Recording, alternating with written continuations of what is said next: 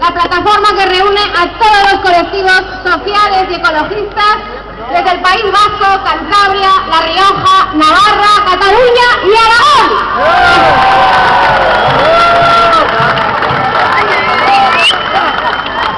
Hemos venido aquí a acompañar a los compañeros del Delta del Ebro, porque somos de la cuenca del Ebro y porque aún no se han determinado los caudales ecológicos que son necesarios para la vida de los ríos del Aragón, del Jarón, del Gállego, del Huerga, del Guadalope, del Cinca, del Éspera, del Keiles, del Panduro, del Giroca, del Susía, del Ebro.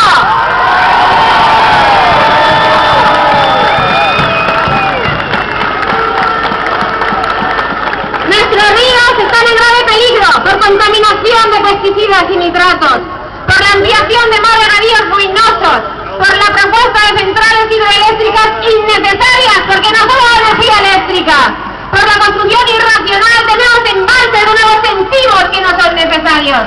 La Confederación, ¿quién gana? La Confederación Hidrográfica del Ebro, que no sabe y no quiere cambiar su modo de hacer, y nos quiere dar más de lo mismo. ¿Quién gana? Las empresas de la energía, el agronegocio, desde el abastecimiento privado, con el beneplácito de quién, de nuestras administraciones que hoy no están aquí.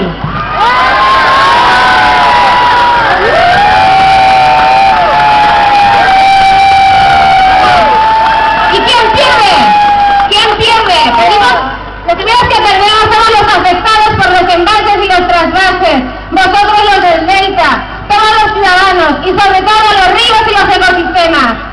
Aquí estamos las organizaciones de toda la cuenca del Ebro, también se han manifestado entre ayer y hoy los compañeros del Tajo y del Júcar, porque ya estamos hartos de que nos roben nuestro patrimonio fluvial, hartos de que nos destrocen los ecosistemas fluviales. Queremos un régimen de caudales ambientales para que vivan nuestros ríos, agua para los ríos, agua para el Ebro, ni embalses ni trasvases. Ríos con agua, ríos vivos, porque los caudales no los dan los embalses, los dan los ríos vivos.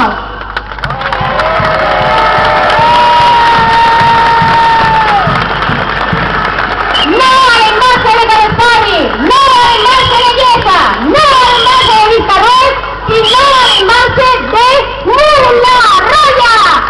¡En contra de los ríos vivos!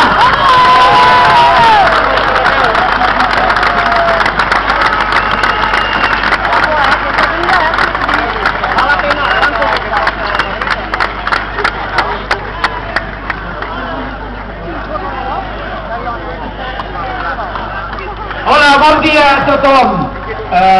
Joan Vázquez, en representació de la Federació d'Ecologistes de Catalunya, una de les organitzacions, en aquest cas una federació, que lògicament dona suport a aquesta manifestació i inclou entitats que estan a les terres de Ponent, com es veu la Xina, el Segre, al igual que l'Ebre, està sumament amenaçat. No cal oblidar una cosa, que el Segre és la major conca de l'Ebre, aporta un sol el 28% del cabal de l'Ebre i per tant quan roben un litre a l'Ebre també li roben al Segre.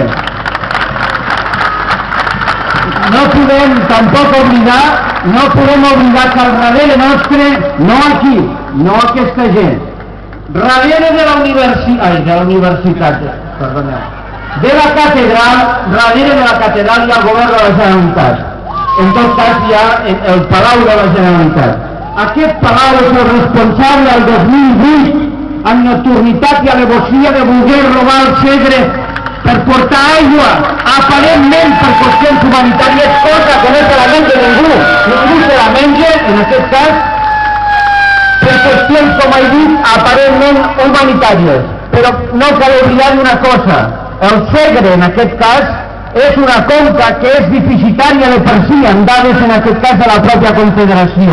No es pot treure aigua d'allà on no n'hi ha. En canvi, aquí a la pròpia regió metropolitana, 1.400 habitants per quilòmetre quadrat, és la zona més densa de tota Europa. I això, l'aigua és un element determinant en el reequilibri territorial. Està clar que en aquest cas el nostre país no pot pretendre agafar aigua de conques que en primer lloc estan deficitàries ni malgastar l'aigua en la seva pròpia conca. Aquí tenim la planta més gran del sud d'Europa de la Coca-Cola, Montornès, tenim cerveceres que entre les dues ja capten més de 15 hectòmetres cúbics d'aigua a l'any i per tant hi ha el criteri aquest global de que la demanda sempre s'ha de tensar allà on hi ha oferta. El que no té lògica, el que no té sentit comú és que en aquest cas l'oferta sigui transportada allà on hi ha demanda, perquè això no s'ha fet mai. Al darrere d'aquest govern, en aquest cas, s'amaguen realment els verdaders interessos dels transvasaments, tant de l'Ebre com del Segre. No oblidem una cosa tampoc.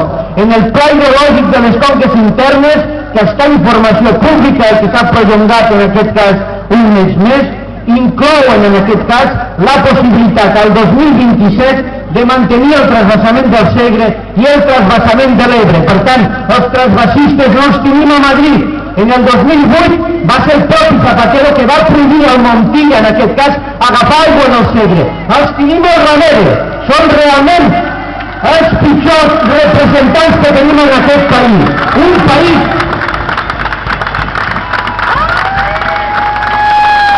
Un país que s'ha d'ordenar en criteris de racionalitat. No podem tenir el 90% de la població concentrat en un forat i despoblar tota la resta. Això forma part en aquest cas aquest model centralista tant del poder econòmic com del poder polític que sotmet a la resta del territori a ser simplement zones de recreo o de recuperació dels seus propis recursos, el que seria amb anterioritat, el que serien en aquest cas les missions que tenien la resta d'estats. Visca l'aigua, mori aquest govern!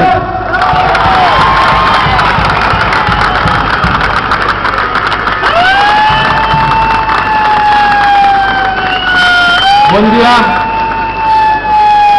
Vaig a llegir unes paraules en nom d'Ecologistes en Acció de Catalunya, que és l'organització de la qual soc membre i la qual sempre us ha donat tot el suport que ha pogut i que en aquests moments doncs, estem portant queixes a la Comissió Europea que ja han estat considerades i des d'on us donarem tot el suport que sigui necessari perquè es puguin respectar els cabals ambientals de l'Ebre.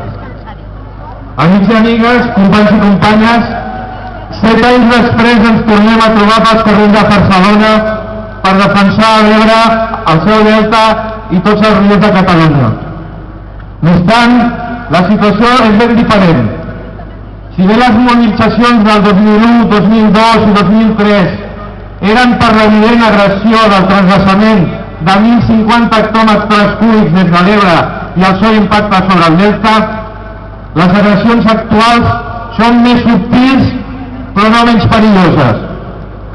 Avui ens manifestem amb l'objectiu principal d'informar a la Comissió Europea que el Ministeri de Medi Ambiente, Marino i Rural encara no ha definit el cabal ecològic de l'Ebre, tan imprescindible pel manteniment del seu delta i, per tant, de la seva població, dels seus arrossaires, dels pescadors, dels musclaires i de l'alimentació que ens aporten, i també de la rica biodiversitat dins dels espais de més valor d'Europa.